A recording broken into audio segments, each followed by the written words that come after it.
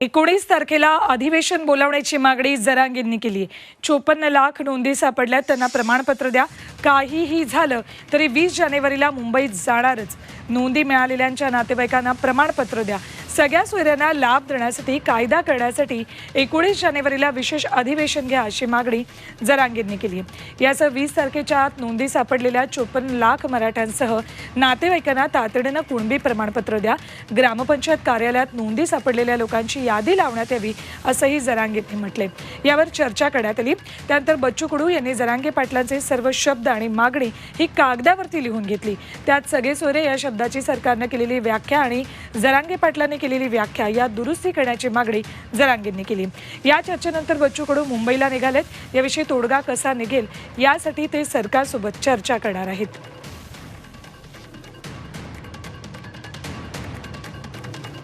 नोंदी मिळालेल्यांच्या नातेवाईकांना अमृत नोनी आर्थो प्लस, ये एक प्रूवन फॉर्मूला है। इसमें मौजूद नोनी फल के गुण और आयुर्वेदिक जड़ी बूटियां शरीर को जरूरी पोषक तत्व देने के साथ साथ हड्डियों और जोड़ों के घिसने, उनमें होने वाले सूजन और दर्द को रोकने में मदद करता है। दर्द मुक्त जीवन के लिए अमृत नोनी आर्थो प्लस। प्रमाणपत्र द्या। ज्या 54 लाख नोंदी मिळाल्यात त्यांच्या नातेवाईकांना प्रमाणपत्र देण्याची मागणीही जरांगेंनी केली। तर 20 जानेवारीला मुंबईत येणारच असंही त्यांनी ठणकावून सांगितले।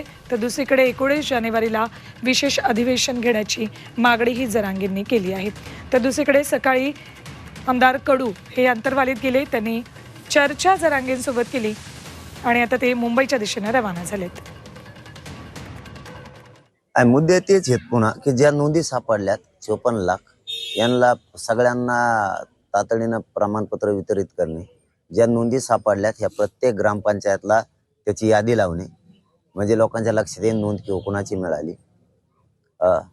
आणि जे आपला सगळे सोयरे शब्द होता त्याविषयी चर्चा झाली आणि मागील त्या मराठा समाजाला यावरही चर्चा झाली। तसं आपण त्यांना लिहून पण दिले। 20 तारखेच्या चर्चा आणि ते पुढे जाणार, ते चालणार नाही। आणि शासन निर्णय किंवा कायदा पारित करून त्या सगळे सोयरे शब्दांसाठी ज्याची नोंद मिळाली त्याच्यासाठी